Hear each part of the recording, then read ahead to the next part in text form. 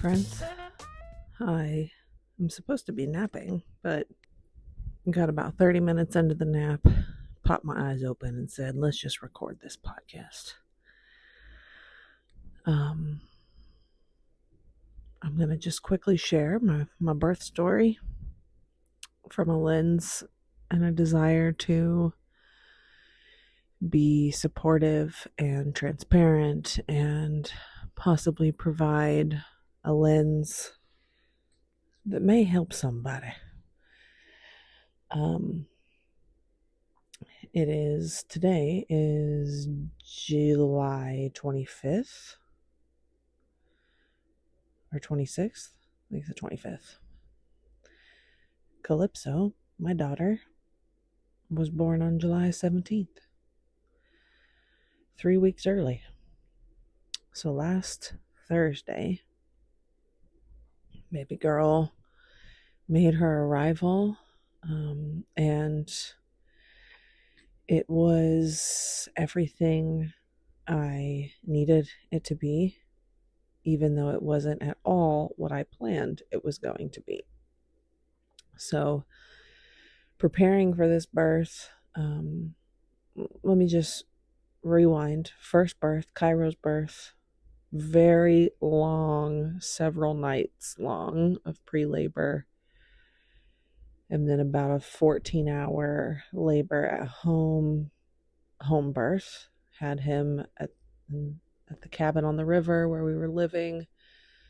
Just such a peaceful, serene, amazing place to have a birth, and it was a very challenging birth. Those surges and waves, I realized I had no idea how to not have them be painful. So a lot of this pregnancy, I worked on the dread that I was feeling around birth and like going through it again. I worked on studying more of the science of a contraction and what the uterus does. I just took time to really pick apart and understand pieces of why my experience was the way it was the first time, and just load up my toolbox for this birth. I did the dates in the third trimester, 6 dates a day, red raspberry leaf tea, both of those things. Yes, extremely helpful in preparing the uterus, I found out. Also, I know second births are usually easier because your uterus has gone through it before. But yeah, and then the other thing, I took some time towards the end, and I really thought I was going to have more time for a lot more things. 3 weeks early is, it just was not what I was planning. But I did listen to a couple of the first chapters of a really amazing hypnobirthing book. And I got some tools, some breathing tools, and some visualization tools, and some science that just changed it all for me. And I understood that if you can get oxytocin to flow through your body during your birth, especially the first part of your birth, then you gonna be all right. What I had going on my first birth was I had adrenaline running through my body the whole time. So when adrenaline is the primary hormone, the surges will feel more intense. The blood won't be running to where it needs to be. It'll be in your arms and your legs. And it just makes it feel a certain way. With oxytocin, the blood goes to where it needs to, which is the uterus. And it releases this like relaxation ability. So, all right, studied all those things. It was let me think, Tuesday morning, the 15th of July. And I had been, yeah, I had just been doing my thing, but I went to change and just had a big release of some waters, some leaking. Um, so I was like, oh wow. And it made me really kind of freak out because nothing was ready. Mind you, we were supposed to be having our little wedding ceremony on the 17th. So I was prepping for a wedding last week, just a little tiny one for us. Wanted to get it done before Calypso Girl got here. So I'm like, oh my gosh, was this my waters? Did I just pee myself accidentally? But it kind of continued coming out throughout the day. So I was like, all right, this is probably something I should consider is potentially labor starting soon. So we had Harper, my bonus daughter, all week. So at the end of the day, I got Harper and my partner Jerome and Cairo, and I was like, I think we need to go to Terre Haute, which is where my parents live, which is where I was planning on having my home birth at my parents' house.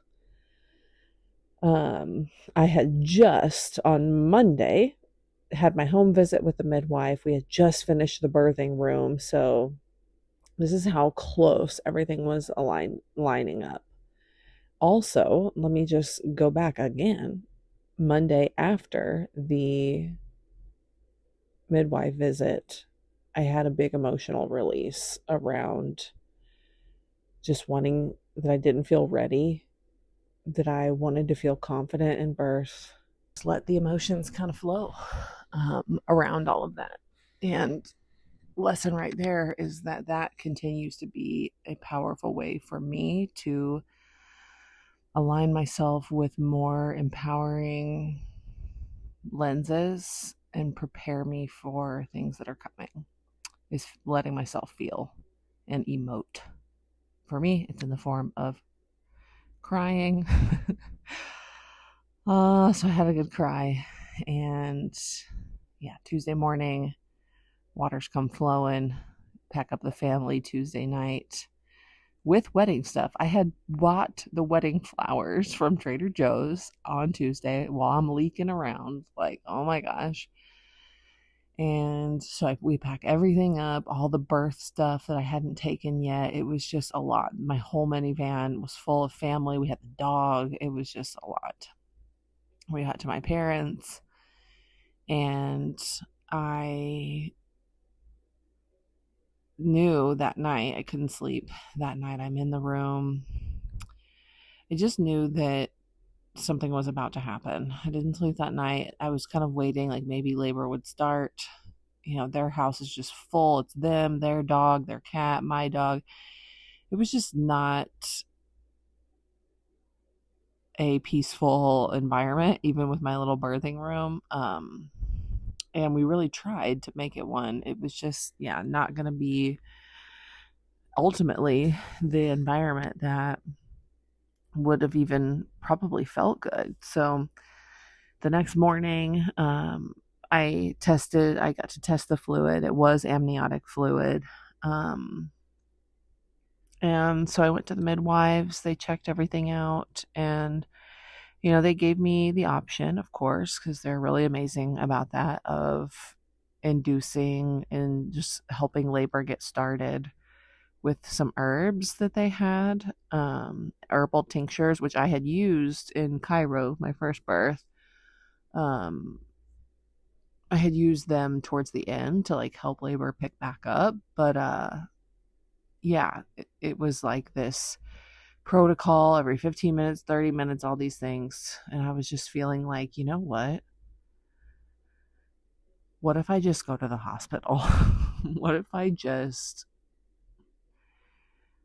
have this baby at the hospital and do it my way?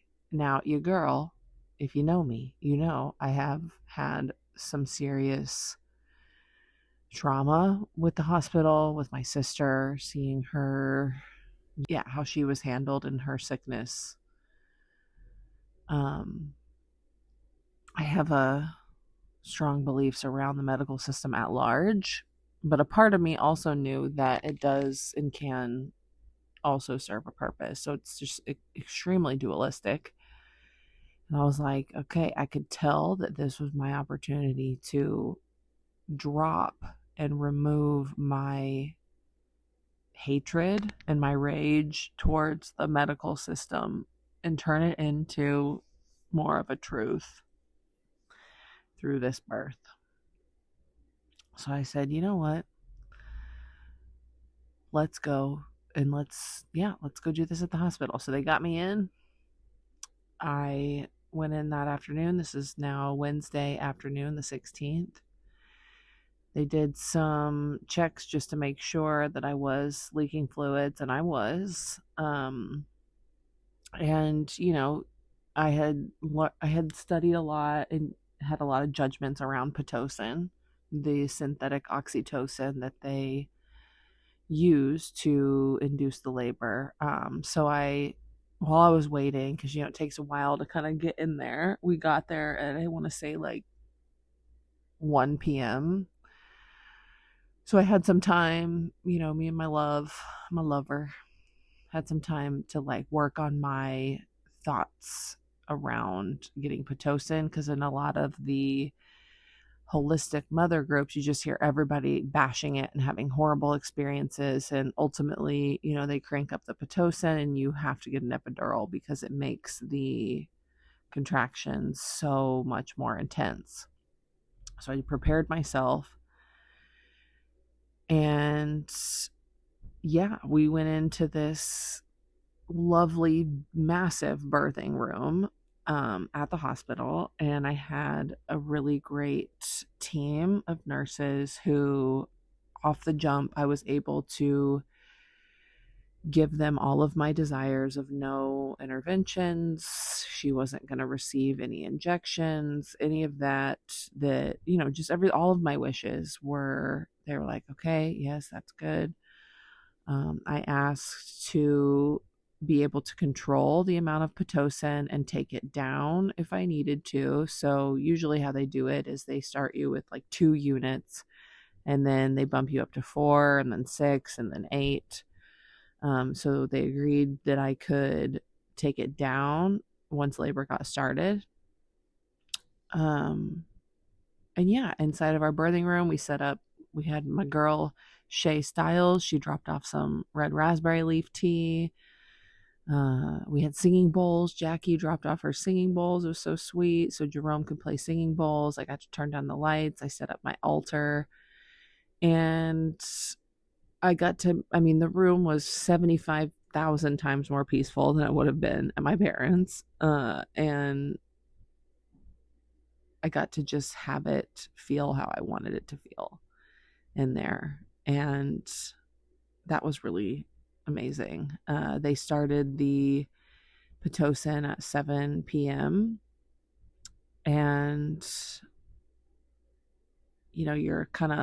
you have monitors on, but I was allowed to move, and got to have a birthing ball, and I kind of just stayed in this little area where I could see what Calypso's heart was doing. I could see the contractions as they were coming, and I used the hypnobirthing breathing, and that was incredible. And honestly, let's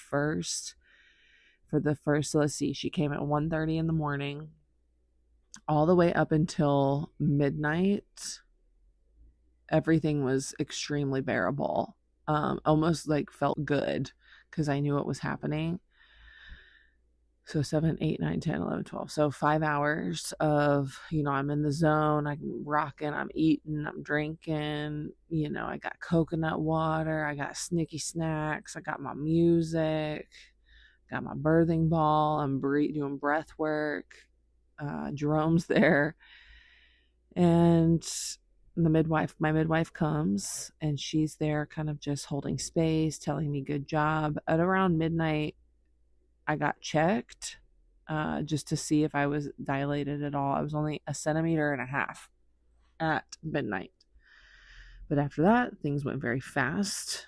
The contractions started getting much more intense. I did go from a level 2 to the 4 and then back down to the 2. They let me go back down to the 2 on the Pitocin.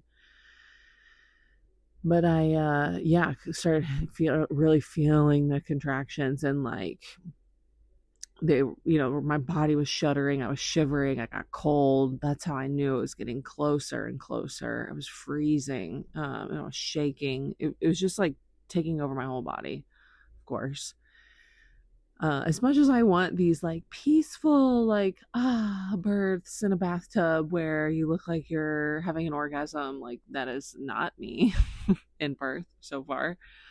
But yeah, I did use the breath, and I stayed focused, and I stayed calm and relaxed, and I started toning and using sound. And right at like 1:30, I'm like, oh my gosh, I gotta poop, which happens in birth. You either have to puke or poop. I couldn't tell. One needed to happen, so they unhooked me. I walk over to the bathroom in time for the next contraction, and I can feel her coming down, and I can feel myself crowning. And I'm standing there, and I scream, oh my God, it's the baby. And so I'm holding on to the rail in the bathroom for dear life, because it was so shocking that it was her, and I could feel that it was her, and I could feel her head. The nurses, then I only had one nurse that was attending to me. The doctor wasn't even there. Like 6 nurses come rushing in, and my midwife is like, the main nurse was like, you need to get back in bed. And I was like, no, I'm having her right here. She's coming out in the next one. So my midwife said, someone needs to get underneath her.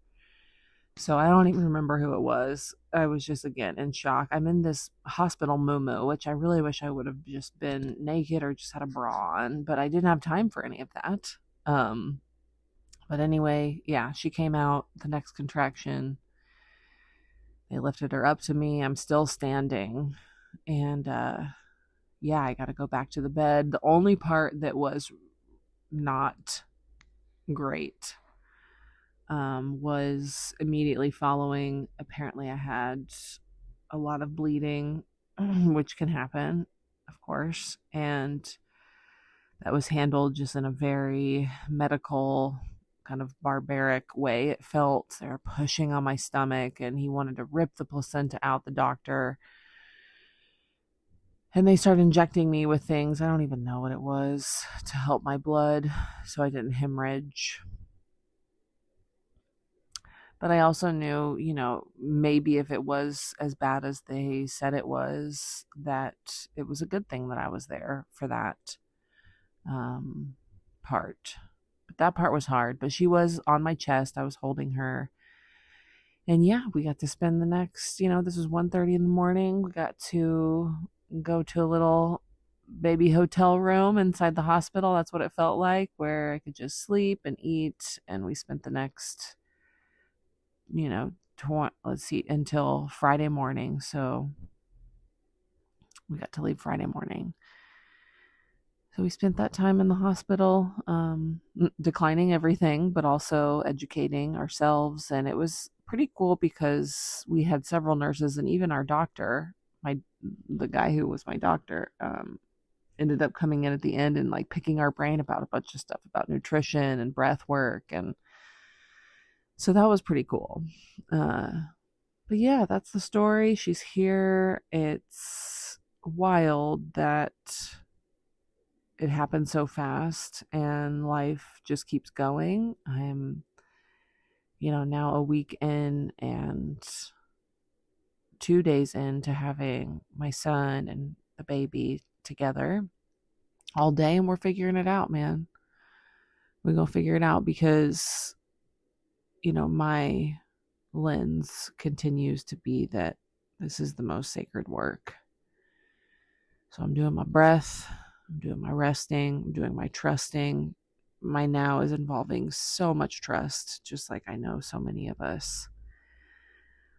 But these children really are showing us that it is a beautiful way to exist inside of trust. So That's all I got. Thank you for listening and supporting us and sending love. And I can feel that this birth has activated a lot within me that's still integrating and, of course, going to make itself known over the next 2 years. I feel like the first 2 years is such a pivotal time. So more to come. More to come. I love y'all. Thank you. We'll talk to you soon.